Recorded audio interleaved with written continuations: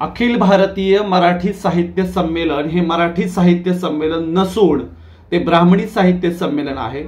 ते उच्च जात वर्गीयांचे चोचले पुरवणारे आणि डांगऱ्या डुंगऱ्या म्हाताऱ्या कोताऱ्यांना स्नेह मेळाव्यासारखं फुकट मेजवान्या झोडवण्यासारखे ती संमेलन आहेत। या संदर्भामध्ये वेळोवेळी अनेक लेखक साहित्यिक वक्त्यांनी भूमिका सादर केलेल्याच आहेत।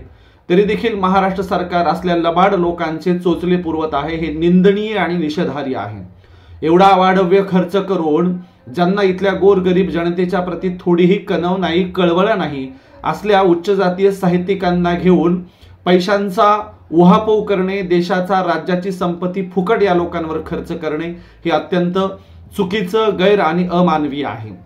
या सगळे जे साहित्यिक आहेत हे अत्यंत उनाड आणि अत्यंत थुकरट पद्धतीचं साहित्य लिहिणारे आहेत। यांना गोरगरिबांची, जनतेची काहीही कळवळा नाही। यांनी कधीही जाती अंताचं, अस्पृश्यता निर्मूलनाचं साहित्य लिहिलं नाही, तशा प्रकारच्या कधी भूमिका घेतल्या नाही। उलट जाती व्यवस्थेचं समर्थन करणारे अनेक लोक या साहित्य संमेलनांचे अध्यक्ष राहिलेले आहेत। जाहीर जातीयवादाचं समर्थन करणारे, वर्ण व्यवस्थेला मान्यता देणारे, अस्पृश्यतेचं समर्थन करणारे लोक या साहित्य संमेलनांच्या मंडपात तुम्हाला जागोजागी दिसतील आणि म्हणून असल्या साहित्य संमेलनांचा आम्ही निषेध करतो आहोत। खरं तर पहिल्यांदा क्रांतीसूर्य ज्योतिराव फुले साहेबांनीच असल्या लोकांच्या साहित्याचा आणि साहित्य संमेलनाचा निषेध केलेला आहे। ज्योतिराव फुलेंनी 11 जून 1885 रोजी मराठी ग्रंथकार सभेस पत्र लिहिलं होतं। या पत्रात त्यांनी असल्या साहित्यिकांना घालमोड्या दादांचं साहित्य संमेलन किंवा उंटावरून शेळ्या हाकणाऱ्या लोकांचं साहित्य संमेलन असं म्हटलेलं आहे। फुले म्हणालेच होते की तुम्ही अपमतलबीपणाने धर्मग्रंथ लिहिले आणि तसल्या धर्मग्रंथांचे, तसल्या पुस्तकांचे संमेलन भरवता, स्टेजवरही तुम्हीच मिरवता आणि खाली मात्र आम्ही ऐकायला यायचं का?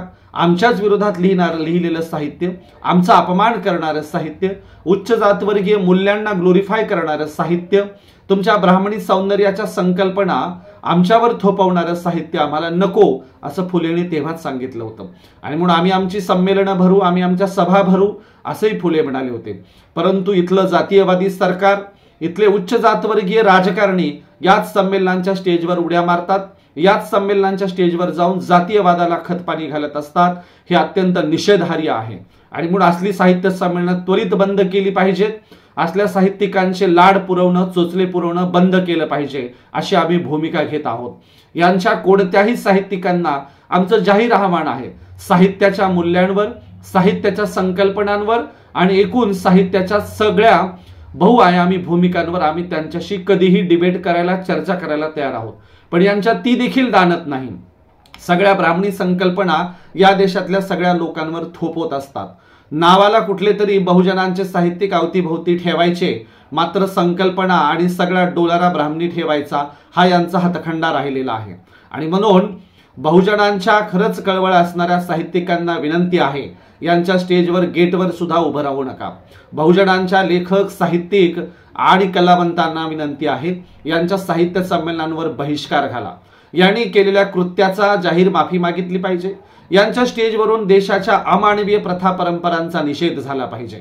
आज देशाची अत्यंत बिकट परिस्थिती असताना, लोकशाही धोक्यात असताना, या आगलाव्या राजकारण्यांना हे स्टेजवर बोलवून आग लावणाऱ्या, देशाला आग लावणाऱ्यांचं ग्लोरिफिकेशन करत असतील तर हे साहित्यिक अत्यंत थुकरट आणि निंदनीय वृत्तीचे आहेत असं म्हणायला काही हरकत नाही। आणि म्हणून एकीकडे देश रसातळाला जात असताना त्याबद्दल एकही भूमिका न घेणारे आणि केवळ कलावादी साहित्य निर्मिती करून कलावादामध्ये यथेच्छ डुंबणारे, बुडणारे हे ब्राह्मणी साहित्यिक आपण आता नाकारले पाहिजेत, अशी इथल्या बहुजनांना, इथल्या सर्वसामान्यांना, गोरगरीब जनतेला विनंती करत आहे। आमच्या वेदनेचं साहित्य निर्माण करावं, आमचं दुःख जगाच्या वेशीवर मांडणारं साहित्य निर्माण करावं, आमच्या वेदना, आमच्या अवहेलना जाहीर दाखवणारं साहित्य यांनी निर्माण करावं, अशी मी यांना आव्हान देतो। परंतु यांना तसं करायचं नाही। केवळ शब्दांचे इमले बांधायचे, केवळ श्रंगाराची वर्णनं करायची, केवळ अत्यंत लोकांना दिशाभूल करणारे, इमले बांधणारे साहित्य निर्मिती करायची, असा यांचा हातखंडा राहिलेला आहे। आणि म्हणून बहुजनांनो जागे व्हा, ह्या अखिल भारतीय मराठी साहित्य संमेलनांवर जाहीर बहिष्कार घाला। यांच्या साहित्यिकांना जागोजागी नागडं करा, यांना प्रश्न विचारा। ह्यांना विचारा, देशाची एवढी वाईट परिस्थिती असताना तुम्ही मूग गिळून का बसलेले असता? आणि म्हणून या सगळ्यांच्या साहित्यिक कलावंतांना देखील मी आवाहन करतो, साहित्याच्या कोणत्याही संकल्पनेवर यांच्याशी चर्चा करायला आम्ही तयार आहोत. यांनी यावं. साहित्याच्या सगळ्या संकल्पनांवर आम्ही यांच्याशी 2चे 4 हात करायला तयार आहोत. धन्यवाद. जय भारत.